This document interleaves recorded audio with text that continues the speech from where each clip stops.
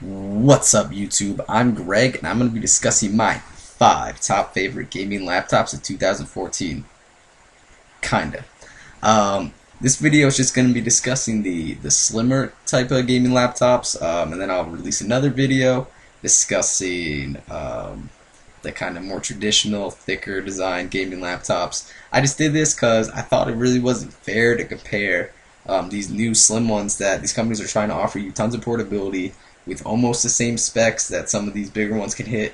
Not always though, and the slim ones are usually more expensive, so I just didn't think it was really fair to compare them. I really kind of see them as two different categories, reaching out to two different markets, two different target markets, and there is some overlap there. There are people that just don't care, they just want one of them, they're not sure, so watch both the videos then. So without any more further ado, let's get into it. Alright, so starting off our list, at number 5 we have the Razer Blade Pro. So the Razer Blade Pro has one really unique feature in that it has a little touchscreen thing on the side of its keyboard. Well, this touchscreen kind of acts almost as a smartphone. You can run apps and have shortcuts to specific things on your computer, and there's a lot of integration with the UI on the computer, and that's pretty cool. Let's say you want to check an email while you're playing a game. You can certainly do that, as you can see there with that quick Gmail button. So a lot of cool features going on there. However, this touchpad can generate a lot of heat, and for the real estate it takes up, I'm not a big fan of it. I would rather see a more fully developed keyboard with a whole number pad there for gaming than a touchscreen, but if you're into that, it's a great little feature. So when the Razer Blade Pro came out, it kind of boasted being the first slim gaming laptop, and it certainly was much slimmer than a lot of its gaming laptop competitors. It kind of houses this MacBook-esque design with that kind of unibody metal, kind of rounded edge stylish design, and Razer is a really popular brand. And because of all these reasons, Razer kind of gets away with overcharging for this computer a bit and not packing in that great of specs. As you can see here on the spec sheet, you'll see Intel Core i7 on all of these computers. You'll see at least an NVIDIA GeForce GTX 765 for the graphics card. Some of them will have even better graphics cards.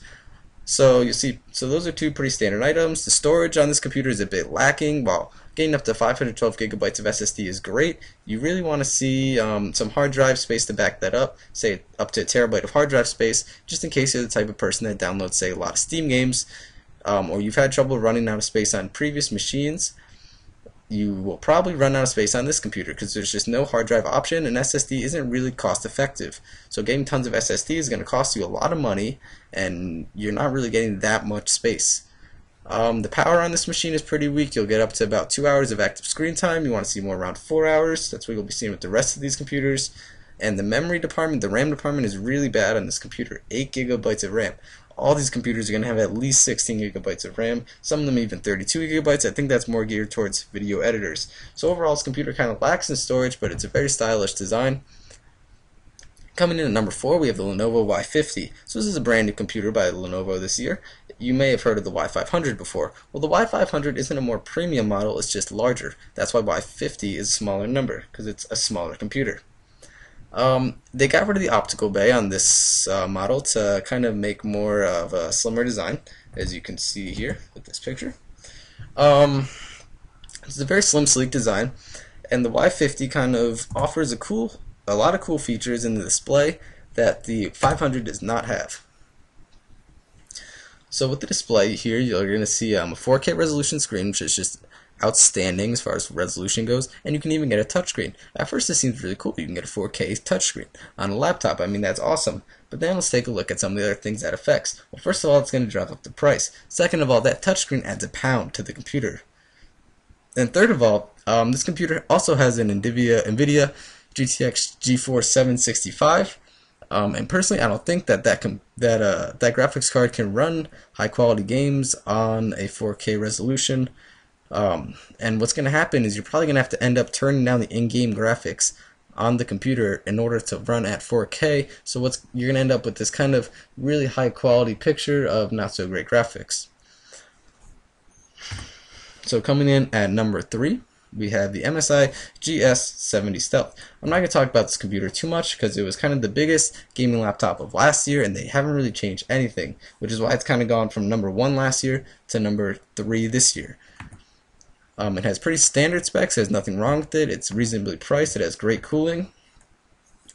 and pretty solid battery life. It's also the thinnest and lightest out of all the 17.3 inches, which for those reasons and the fact that you can get 2 SSD cards and run in RAID 0, which is going to give you really fast Windows experience, this computer comes in at number 3. You're just going to see the same i7 processors, all these computers, the same GTX 765 graphics card, really no features that kind of make it stand out, although last year those features had it stand out a lot. Coming in at number 2, we have the Aorus X7 by Gigabyte. The reason you might not recognize Gigabyte's logo is because they usually don't make all-in-one machines. They usually make components for custom PC builders to make their own machines, such as motherboards and cases. So it's kind of cool that they've come out and made their own machine, especially considering it's a really cool design machine. As you can see there, it has a very sleek, casual look, so if you're not into the whole kind of eccentric gamer look, this is a great computer for you. It has this kind of fat fan area on the back, which kind of has a lot of mixed emotions about it because it kind of looks a little cheap having this kind of like jutted out area, but at the same time this computer gets great reviews for cooling, absolutely off the chart. Everyone who's reviewed it said it just has amazing cooling, one of the best features about it. Probably other than right here we have the SLI GTX 765s. So that's 2 of the graphics card that all these other computers have had, which is why this computer really stands out. So with 2 of the graphics cards at any given time, you can get the performance of at least one of the graphics cards and up to double the performance of one of those graphics cards. So I like to think of it as having about 1.5 of those performance in the graphics card department, which is really awesome. This computer is a little heavier, but it really isn't any thicker than the other computers. It's about half a pound heavier and really barely thicker. I mean, like half a millimeter thicker than the other computers. So it's kind of just more dense, something you're probably not going to really notice too much. It can get up to 32 gigabytes of RAM, so if you're into video editing, that could be a great option for you. Otherwise, I'd probably just opt for 16 gigabytes if you're just going to be gaming. And the storage system is optimal with up to a terabyte of hard drive space and 500 gigabytes of SSD, same as on the Lenovo Y50. And coming in at number 1, same as number 3. Just kidding. This is not the GS70 Stealth by MSI. This is their brand new GS60 Ghost. So at CES in January, all these computer companies were kind of releasing their big flagship computers, and MSI didn't say what this computer was. They didn't give a name. They wouldn't release the specs. And people who reviewed it, the few people that were lucky enough to actually see it, were just going on about how great it was going to be, but they weren't allowed to give you a name or the specs. And now it's finally out, the Ghost. So these are the kind of specs that they've released. They haven't released all the specs, so this list is pretty short. But I'm going to explain why these specs are just so amazing. So 15.6-inch display, that might be a deal breaker for some of you. I personally like a smaller computer. It's going to give more portability, even though the display will be a little smaller. It's 4.4 pounds, which is about over an entire pound less than all the other computers, so extremely light. This computer is at least 2 millimeters thinner than all the other computers on this list. Dual SSD, so just like on that MSI GS70 Stealth, you can go into RAID 0 or Super RAID, and it has a hard drive option as well, so you can get up to a terabyte of hard drive, and imagine the SSD will go up to 512 gigabytes. And then the 2 things that really make this computer stand out are a 3K display, so when you kind of don't really consider that 4K screen on the Lenovo, which I don't think is really going to work out so well, I think this is the best legitimate display out of all these computers. And then that that 780 GTX by NVIDIA is just so much stronger, It's stronger than having SLI with 2 765s. Having one 780 is just an extremely strong graphics card. So you're getting the strongest graphics card, the lightest, the thinnest, the best display, the most optimal storage system. So all in all, this computer is really just the best in every way, which is why this this is number 1 on the screen. Excuse that cough. So thanks for watching. Yeah.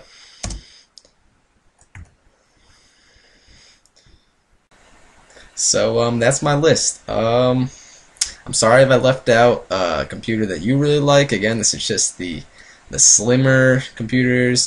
If I see some support for this video, I'll certainly put up that that just kind of normal gaming laptop video.